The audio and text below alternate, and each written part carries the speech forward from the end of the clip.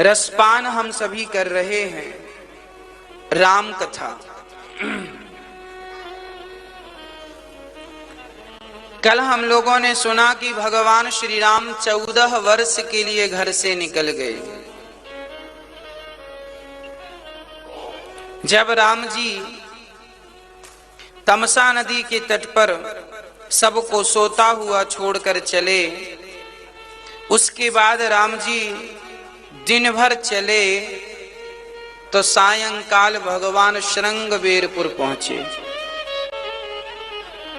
ये श्रृंगवेरपुर कहाँ है? जब हम अयोध्या से प्रयाग की तरफ चलते हैं तो ये वही श्रृंगवेरपुर है जहां से अयोध्या की सीमा समाप्त होती है। ये जंगल के राजा उस समय निषाद राज थे। जब निषाद राज को पता चला कि हमारे यहाँ से भगवान राम गुजर रहे हैं, निषाद राज तो गदगद हो गए, दौड़ पड़े। गांव वालों सुनो, राम लला आए हैं, राम लला आए हैं। अरे हम तो ठहरे पतित, हम तो ठहरे पापी, हमसे तो भजन भक्ति ना होए, पर धन्य है ये निषाद राज जिन्हें चलकर राम के पास नहीं जाना पड़ा। स्वयं राम चलकर दर्शन देने के लिए इस निषाद राज के पास पहुंच गए। जंगल के राजा थे, भीलों के राजा थे, कोल भील थे ये निषाद राज। पर ऐसे निषाद के घर भगवान पहुंचे हैं और भगवान ने सबको, निषाद राज चरणों में गिर पड़े हैं। चरणों में गिरे निषाद, राम ने उठाकर निषाद को चरणों से उठाकर अपने हृदय से लगा लिया। धन्य हो निषाद। निषाद की आंखों में आंसू हैं।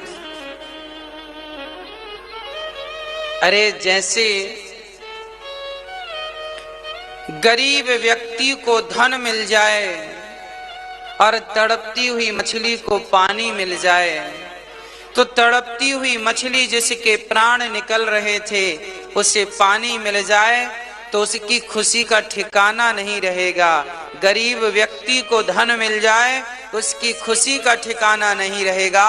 आज तो सर्वस्व ब्रह्मांड नायक भगवान राम आज निषाद राज को मिल गए। निषाद तो खुशी से उछलने लगे, भगवान मेरा तो जीवन सफल हो गया, आज मेरे घर पधारे हैं। पर निषाद की आंखों में आंसू थे। हे प्रभु, आपके आने का कारण क्या है और आप ये नंगे पांव क्यों हैं? निषाद ने राम के चरणों में देखा तो राम के चरणों से रक्त निकल रहा था, छाले पड़ गए थे। राम के पांव तो ठीक ही थे, पांव रक्त रंजित थे। तो माता जानकी के, माता सीता के चरणों से रक्त गिर रहा था। नंगे पांव, जो कभी गुलाब की पंखुड़ी में पांव रखा करती थी माता सीता, तो गुलाब की पंखुड़ी, कई बार गुलाब की एक पूरी की पूरी कली यदि पांव के नीचे आ जाती थी तो सीता माँ के मुंह से आवाज निकल जाती थी। एक बार कौशल्या माँ ने सीता माँ के लिए गुलाब की पंखुड़ियां बिछाई तो बीच में एक कली आ गई पूरी की पूरी। माता सीता के चरण जब उस कली पर पड़े तो जोर से आवाज निकली। कौशल्या ने कहा, बेटी क्या हुआ? बोले, माँ मुझे ये कमल की कली चुभ गई। इतने कोमल चरण जिन माँ के थे, आज उन्हें नंगे पांव जंगल में चलना पड़ा। देख करके निषाद राज की आंखों में आंसू आ गए। निषाद ने कहा, प्रभु हमारे गांव चलो, अब आपको कहीं जाने की जरूरत नहीं है, हम आपकी सेवा करेंगे, हम 14 साल आपको अपने पास रखेंगे, ये तो हमारा सौभाग्य होगा कि हम आपकी सेवा करें। राम जी बोले, ना भैया निषाद, हमें तो जाने दो,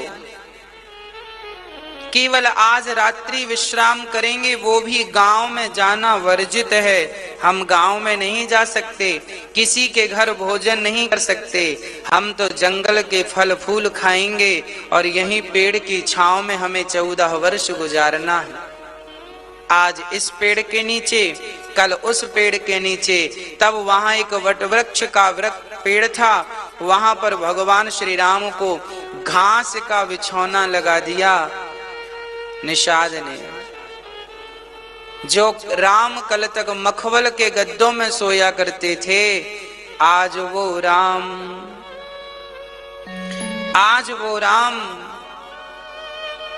घास के बिछौनों पर सो रहे हैं।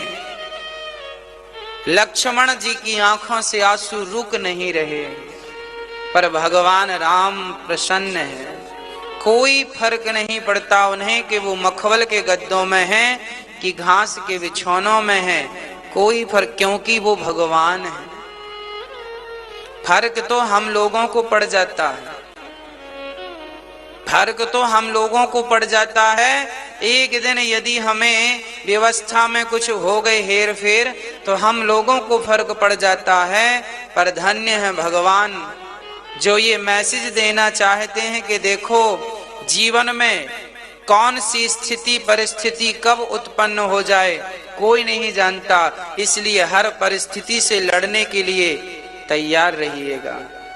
हर परिस्थितियों का सामना करने के लिए कभी तुम्हें 56 भोग भी मिल सकता है और कभी भूखे पेट भी सोना पड़ सकता है। हर परिस्थिति के लिए तैयार रहिएगा। निषाद राज, ये वही निषाद है जिन निषाद को आज के जमाने में कहा जाता है कि ये ऊंचा है, ये नीचा है, ऊंच नीच जात पात। राम जी ने ऊंच नीच जात पात का कोई भेद ही नहीं रखा, निषाद को गले लगाया। समाज के लोग जिनको छूना नहीं चाहते, आज भी कुछ ऐसी मानसिकता वाले लोग हैं जो किसी को छूते हैं तो वो नहाते हैं कि हमने इस व्यक्ति को छू लिया तो अब नहाएंगे। राम जी ऐसे लोगों की बुद्धि ठीक करने के लिए निषाद को गले लगाते हैं कि देखो, मैं भगवान होकर यदि भेदभाव ऊंच नीच का नहीं मानता तो तुम तुच्छ